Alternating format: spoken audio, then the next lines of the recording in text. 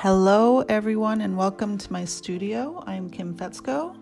If you're new, welcome. And if you're a subscriber, welcome back. I'm glad you're here. Our little community is growing and I couldn't be happier. So let's get painting. For this painting, I used a palette of Chromatic Black, Payne's Gray, we have a Nickel Quin Gold, Lagoon Blue, which was like my theme color for the summer. We also had a Cadmium Green, Titanium White, Manganese Blue Hue, Quin Magenta, and Cobalt Green. And I'll list all of these in the description below. So here's what the painting looked like when I started this session. We have RNF pigment sticks on there, we have some Marabou art crayons, a couple layers of oil and cold wax, we used a little bit of stamping, and when I started this painting at this point, those layers were all completely dry.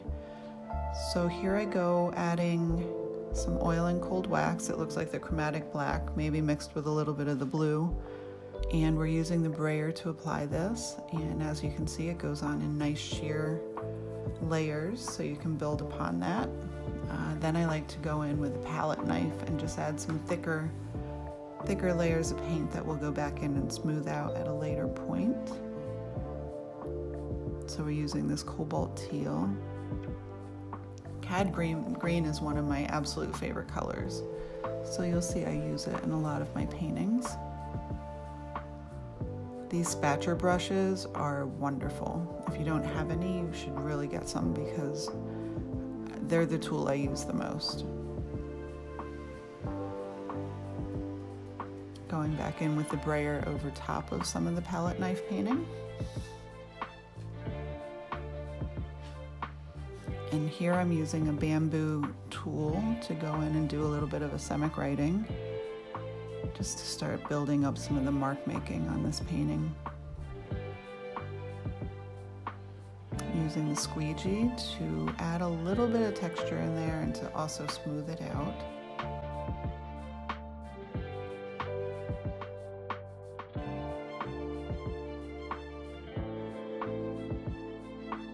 So this is Gamsol in a needlepoint applicator.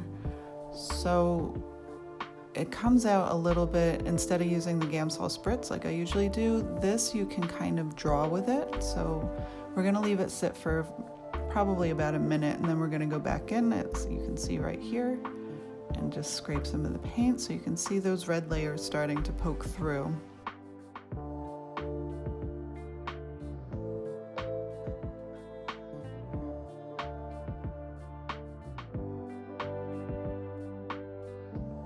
Smoothing out some more of the patches of paint.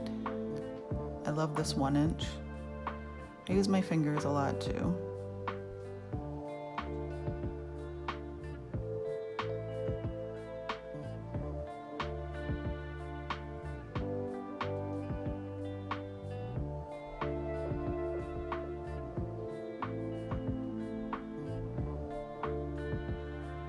Going in with this Quin Magenta.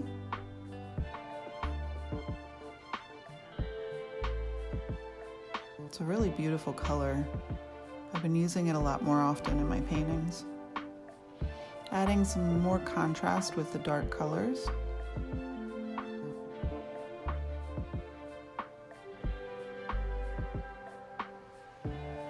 So the Chromatic Black mixed with this yellowish color, which I made with the Cadmium Green and some white, makes a really nice like grayish color. And if you're a gray person like me, you would really appreciate that.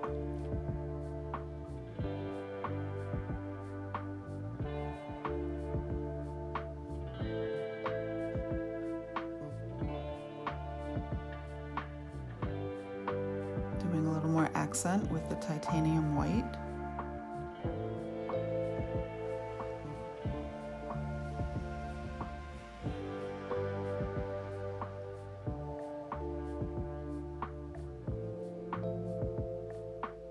This is the Payne's Gray,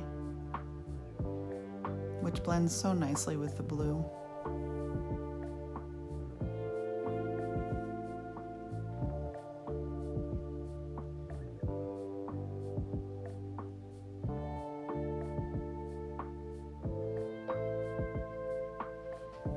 it looked like a lot of colors I was using in the palette in the beginning, but as you can see on the palette here, it really isn't a whole lot. And once you start mixing the black or the white or the gray, you get a multitude of colors just from that small palette.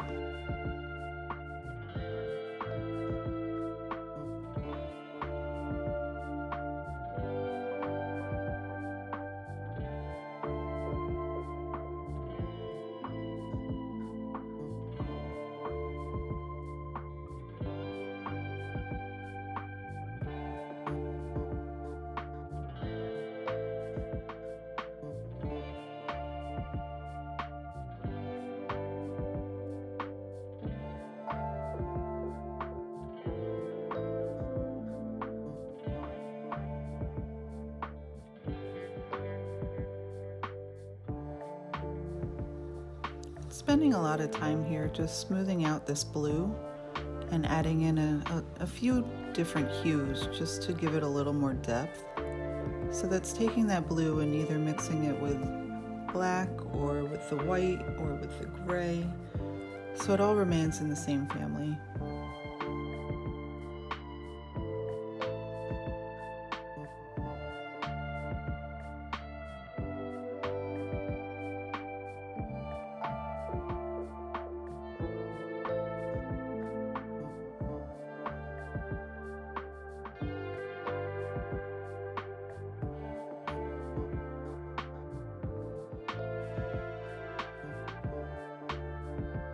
Now the white here seemed to be a little too prominent for me, so I'm just going back in and letting it peek through from underneath the colors. This Quin Magenta just really brightens it up, especially next to any of the greens.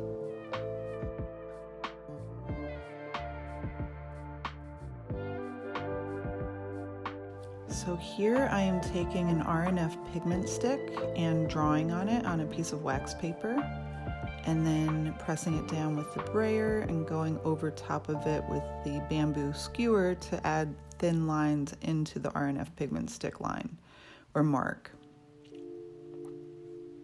So at this point in the painting, I am looking at this white mark that I've just made, and although it looks cool, I know myself, and it's just a little too much, especially with the red happening, you know, the dissolved lines on the left-hand side. So right now I've decided I'm going to go back in, scrape a little bit out, smooth some more color into it.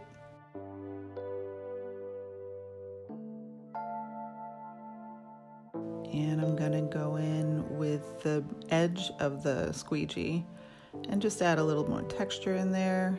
There I used the pigment stick to just kind of balance this out. The white, I felt like it needed some up in the upper right corner.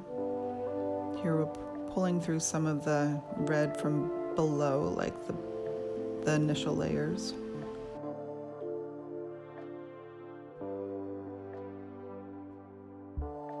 Just letting that magenta really peek through.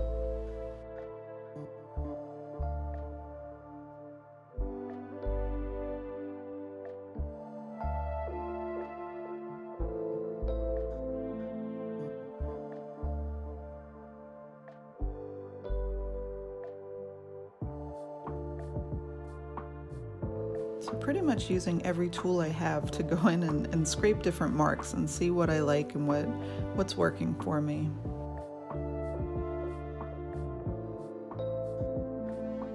And this is just a little, it's almost like a toothpick. You get it in your kitchen section. And I'm using that to create like super fine lines.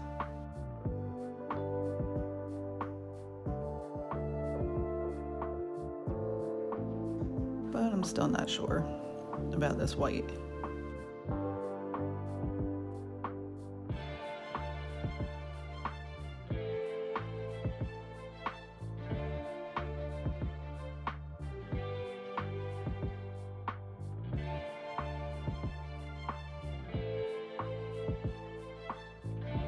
So it's good to turn the painting every now and then just to see if everything's like balancing out.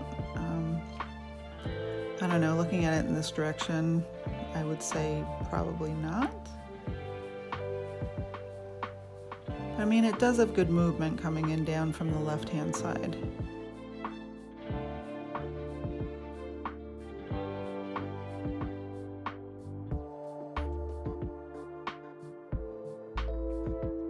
But your eye kind of gets stuck in that, you know, the section with all the marks that I just made.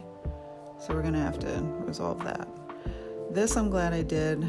I went back in and just kind of took away a little bit of that red, covered up some of the dark so it doesn't compete with the rest of the painting quite as much. I mean, it's still definitely competing, and I do go back and address that later. Okay, so here I'm going in and scraping out a little bit more.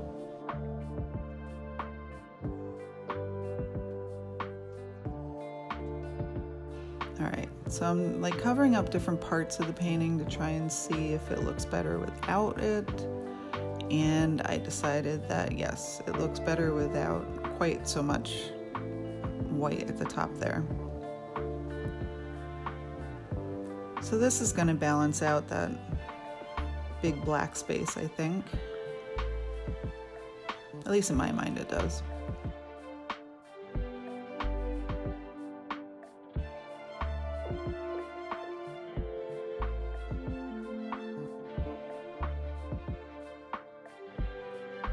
And I like to go in with pan pastels, as many of you know, just to pull out some of the colors that I really appreciate in the painting. So I went with the gold and the magenta.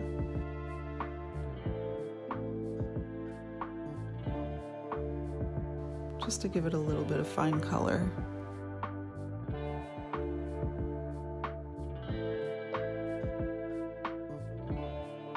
And then you'll see in a second I go back in with wax paper and the brayer just to press that pigment down into the wet wax and oils.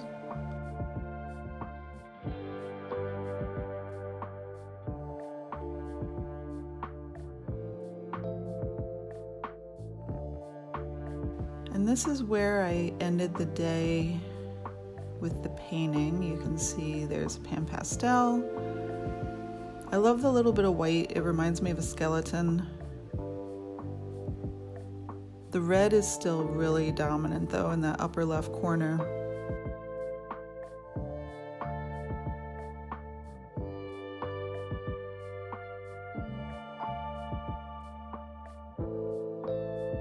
So here I'm doing a little bit of cleanup, and the reason that I left this part of the video still on was because I wanted to show you how I go ahead and clean some of my materials, or my tools rather. So for like the metal ones, you just wipe them off. Same with like the bamboo. But the Squeegee and the Brayer, that is a bottle of regular baby oil that you can buy at the grocery store for like $2. And I've had that particular bottle since I started in this process like 18 months ago, and I'm like a third of the way through. I stopped signing the front of my paintings for a while, but I don't know, this one I felt like I wanted to go back in and do it. Okay, so as you can see with this part of the painting, I did go back in and tone down that red with pan pastel, like in a greenish color. I just went on, patted it down lightly into it. This was after it was sitting for a couple days, so it was kind of not dry, but definitely like just a little tactile. So I used the pan pastel, I went back in, and then after it dried, I used a Spectrafix to adhere it, and then I went over with a layer of cold wax to finish the painting. So here's what I learned while painting this painting. That if you use a brayer to spread paint, especially in the beginning layers, it's a great way to build sheer layers of color, and you just continue to build over top of that. Also, using an R&F pigment stick on wax paper is a convenient, inexpensive way to transfer marks. And then if you use a skewer over top of that, you can create even thinner marks for a variety of mark making. And lastly, 1 bottle of baby oil goes a heck of a long way. Like I said in the video, this one lasted me, I'm only about 1/3 of the way through, and I've been using it pretty consistently for the last 1.5 years. And just keep practicing and creating, and we'll all get better together. So if you haven't subscribed yet and you enjoyed any of the content in this video, I'd appreciate it if you just hit the subscribe button and hit the bell for notifications, and I will see you all soon. Thanks for joining me. Bye-bye.